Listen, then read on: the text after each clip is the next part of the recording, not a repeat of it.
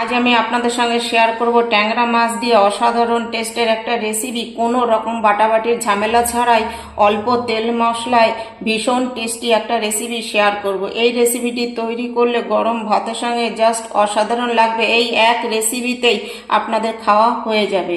নমস্কার, তাপসী রান্নাঘরে সকলকে স্বাগত। শুরু করছি নতুন একটা দিনে নতুন একটা রেসিপি। আজ আমি আপনাদের সঙ্গে ট্যাংরা মাছের রেসিপি শেয়ার করব। কোনো রকম মশলা বাটাবাটি ঝামেলা ছাড়াই একদম সহজ সরলভাবে রেসিপিটি তৈরি করে আপনাদের সঙ্গে শেয়ার করছি। রেসিপিটি বানানো ভীষণই সহজ, খেতে হয় দুর্দান্ত। গরম গরম ভাতের সাথে জাস্ট জমে যাবে। এই রেসিপিটি একবার দেখলেই আপনাদের বানাতে ইচ্ছা করবে। তার জন্য দেখুন, আমি এখানে ট্যাংরা মাছ নিয়েছি।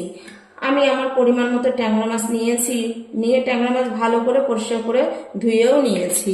ধুয়ে নিয়ে এবার দেখুন দিয়ে দিলাম পরিমাণ মতো নুন, হলুদ আর একটু সর্ষের তেল। যেহেতু ট্যাংরা মাছ কিন্তু ফাটে ভাজার সময়, তবে সর্ষের তেল দিয়ে একটু মেখে নিলে কম ফাটে, তাও ফাটে কিন্তু একটু কম ফাটে। এখানে মোটামুটি 150 গ্রামের মতো ট্যাংরা মাছ আছে। এই ট্যাংরাটাকে আমরা বলি গুজুরি ট্যাংরা। আপনারা কি নামে চেনেন আমাকে কমেন্ট করে জানাবেন। দেখুন ভালো করে নুন হলুদ মেখে নিয়েছি। এবার এটা সাইডে রেখে দিচ্ছি। নিয়েছি দেখুন এরকম সাইজের 3টে পেঁয়াজ। এই রান্নাটা পেঁয়াজটা লাগবে। আর নিয়েছি 2টো টমেটো। দুটো আমার লাগবে না, আমি 1.5খানা টমেটো দেব আর হাফটা অন্য রান্নায় ব্যবহার করব। পেঁয়াজটা একটু সরু সরু করেই কেটে নিতে হবে।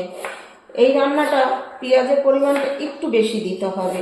আর গরমের দিনে অতিরিক্ত তেল মশলা দিয়ে খাবার না খেয়ে এরকম হালকা পাতলা রেসিপি কিন্তু আমাদের শরীরের জন্যও ভালো, আবার পেটের জন্যও ভালো। অতিরিক্ত গরম, এখন অতিরিক্ত তেল মশলা খেলে সেক্ষেত্রে দেখবেন আমাদের শরীরেও গরম হয়ে যায়, আবার হজমের সমস্যা হয়, পেটেও বিভিন্ন রকম সমস্যা শুরু করে দেয়। পেঁয়াজটা দেখুন একদম সরু সরু করে আমি কেটে নিচ্ছি। দেখুন পেঁয়াজ আমি কেটে নিয়েছি, তবে 3টে পেঁয়াজ পুরো দেইনি, আমি 2.5খানা পেঁয়াজ দিয়ে দিয়েছি। এবার একটা পাত্রে আমি তুলে নিচ্ছি। এবার আমি টমেটো কেটে নেব। টমেটোটা বেশ সরু করে কেটে নেব। আশা করছি আমার আজকের রেসিপি আপনাদের কাছে ভালো লাগবে। রেসিপিটি ভালো লাগলে একটা লাইক কমেন্ট করবেন। আপনাদের একটা লাইক একটা কমেন্ট আমাকে নতুন নতুন ভিডিও করতে উৎসাহ দেয়। আর রেসিপিটি খুব ভালো লেগে থাকলে বেশি বেশি শেয়ার করবেন। নতুন বন্ধুদের কাছে একান্ত অনুরোধ, আমার চ্যানেলটি সাবস্ক্রাইব করে আমার পাশে থাকবেন। দেখুন আমি এখানে 1.5খানা টমেটো নিয়েছি। টমেটোটা বেশ সরু করেই কেটে নেব। এই রান্নার জন্য একটু টমেটো আর পেঁয়াজটা একটু বেশি লাগবে, আর কিছু দরকার নেই। আর বাকি যা মশলা দেবো সেটা অল্প পরিমাণে দিয়েই রান্নাটা করে নেব। আর ট্যাংরা মাছটা শুধু আমার একার জন্য রান্না করছে, তার জন্য তো একদমই উপকরণ কম কম নিচ্ছি। কারণ এই ট্যাংরা মাছটা আমার হাজব্যান্ড আবার খায় না, আমি একাই খাই। দেখুন এটাতে একটু টমেটোর পরিমাণ বেশি দিলে কি হালকা একটু টক টক লাগে, তো খেতে বেশ ভালো লাগে। এই গরমের দিনে গরম গরম ধোয়াটা ভাতের সঙ্গে জাস্ট অসাধারণ লাগে। আপনারা একবার বানালেই বুঝতে পারবেন। দেখুন টমেটোটাও কথা বলতে বলতে কাটা হয়ে গেছে, এটাও তুলে নিচ্ছি। কড়াই বসিয়ে কড়াইটা ভালো করে গরম করে নিয়েছি। এবার এখানে দিয়ে দিচ্ছি সর্ষের তেল। দেখুন তেল ভালো করে গরম হয়ে গেছে, এবার মাছ দিয়ে দিচ্ছি। এই দেখুন আমি ঢাকা চাপা দিয়ে মাছগুলো ভেজে নিয়েছি। মাছগুলো দেওয়ার সঙ্গে সঙ্গে ফাটছিল, আর ফ্রিজে রাখা ছিল হয়তো সেটার জন্য একটু বেশি ফাটছিল। মাছগুলো আমার মোটামুটি ভাজা হয়ে গেছে। যেগুলো ভাজা হয়ে গেছে সেগুলো তুলে নেব, আর যেগুলো একটু বাকি আছে সেগুলো একটু উল্টে পাল্টে দিয়ে ভেজে নেব। এই তেলের মধ্যে গোটা জিরে ফোড়ন দিচ্ছি। দেখুন ফোড়নটা আমার হয়ে গেছে। এবার দিয়ে দেবো কেটে রাখা পেঁয়াজটা সব দিয়ে দিচ্ছি। পেঁয়াজ এবার ফোড়নের সঙ্গে হালকা লাল করে ভেজে নেব।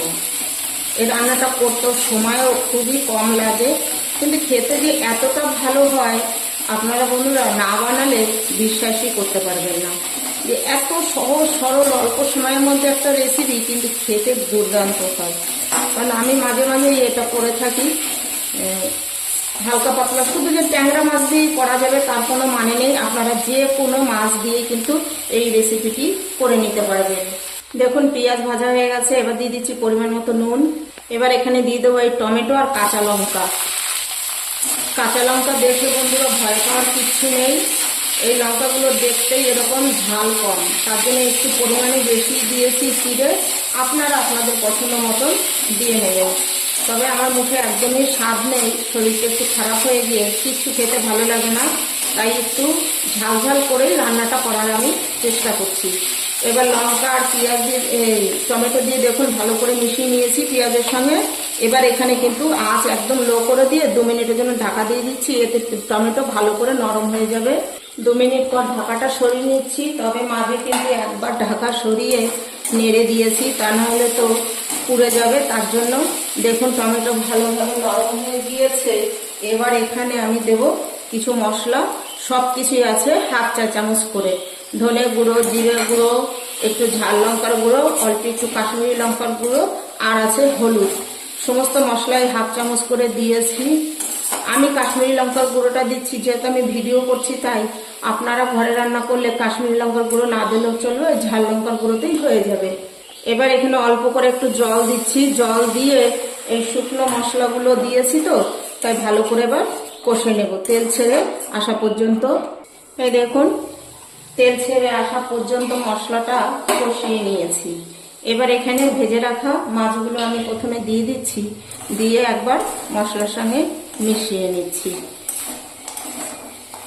ভালো করে মিশিয়ে নিয়েছি। এবার দিয়ে দিচ্ছি এখানে পরিমাণ মতো জল।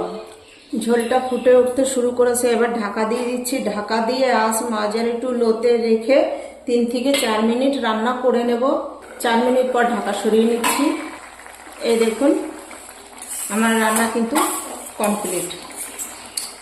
আমি ঠিক এইটুকু ঝোল রাখছি, আপনারা চাইলে কিন্তু এর থেকেও শুকিয়েও রাখতে পারবেন।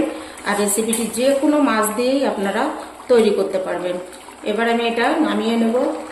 এই দেখুন আমি একটা পাত্রে ঢেলে নিচ্ছি।